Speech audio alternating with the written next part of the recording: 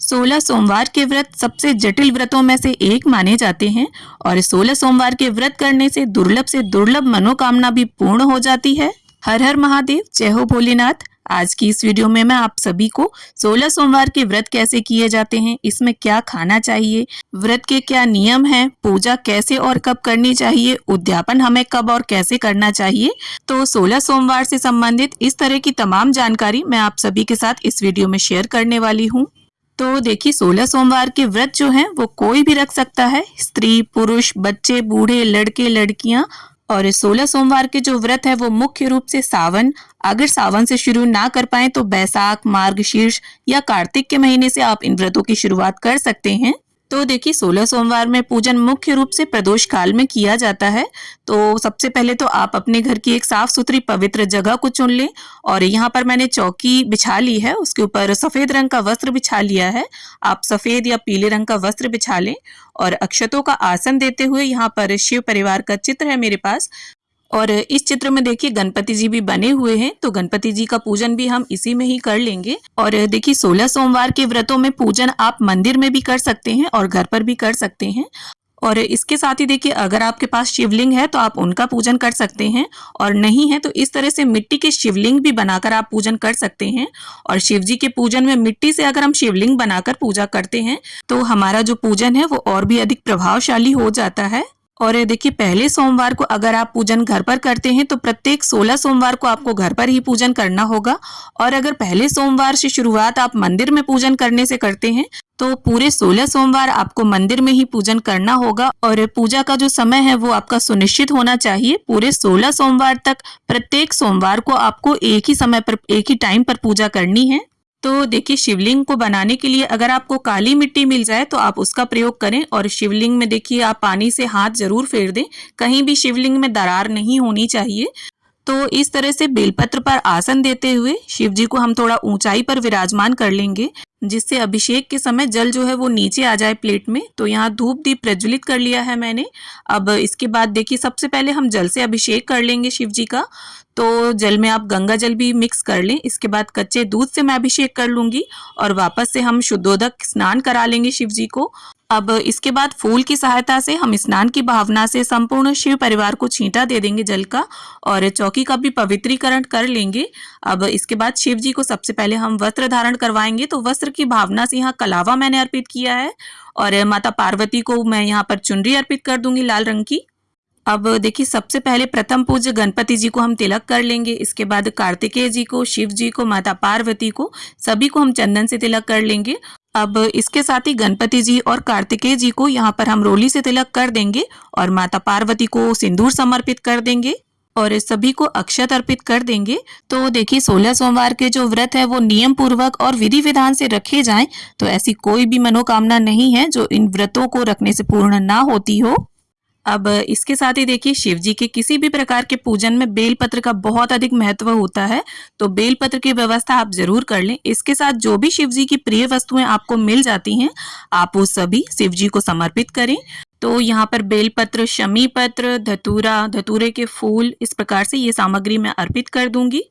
और बेलपत्र जब भी आप अर्पित करें उसे शिव जी की तरफ टच करते हुए उल्टा अर्पित किया जाता है और जो उसकी टाइट डंठल होती है उसे आप तोड़ लें। अब साथ ही दीपक को भी हम तिलक कर देंगे। तो देखिए, नियम के अनुसार 16 सोमवार के व्रत में पूरे दिन निर्जल रहकर शाम के समय पूजन के बाद एक समय अन्न से बना मीठा भोजन कर लिया जाता है। तो इस व्रत में देखिए अन्न खा लिया जाता है लेकिन नमक का सेवन बिल्कुल नहीं किया जाता। और अगर आपको कोई हेल्थ इशू है, आप मेडिसिन वगैरह लेते हैं, निर्जल व्रत नहीं रख सकते, तब आप एक समय सुबह के टाइम फल, चाय, दूध ये ले सकते हैं। तो सभी को पुष्प समर्पित करने के बाद गणपति जी को यहाँ दूब घास अर्पित कर दी है मैंने। अब देखिए, सबसे ज्यादा विशेष जो चीज है 16 सोमवार के व्रत में वो है भोग प्रसाद।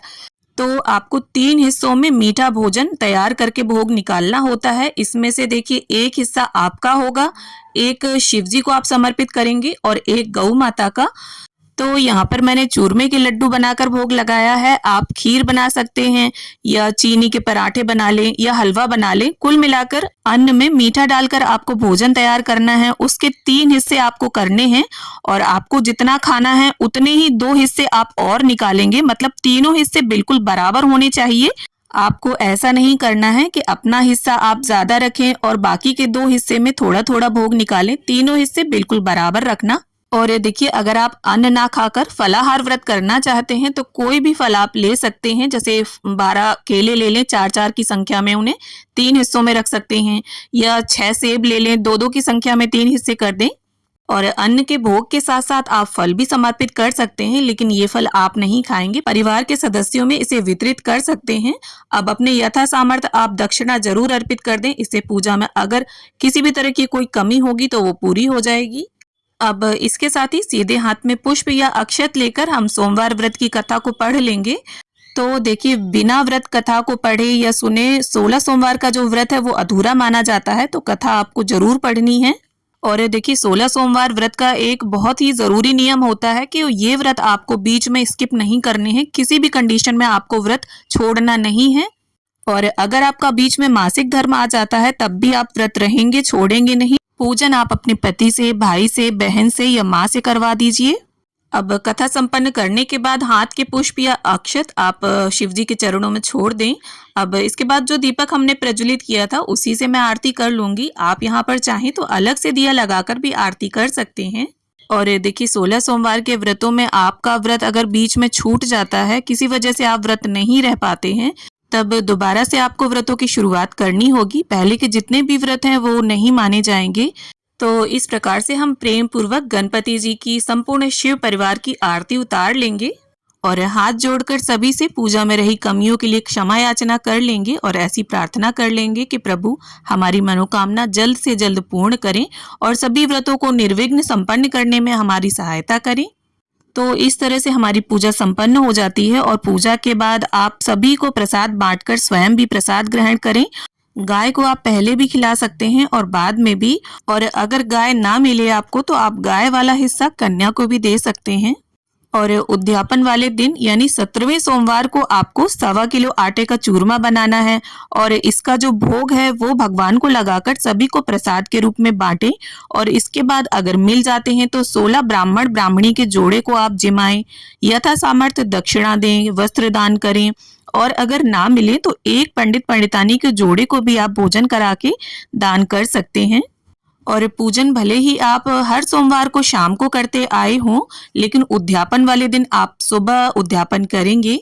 तो उम्मीद करती हूँ 16 सोमवार व्रत से जुड़ी ये जानकारी आप सभी को जरूर पसंद आएगी और आपको कहीं ना कहीं इस वीडियो से मदद जरूर मिलेगी। वीडियो अगर अच्छी लगे तो इसे लाइक शेयर करें और मेरे साथ जुड़े रहने के लिए चैनल को सब्सक्राइब कर लें।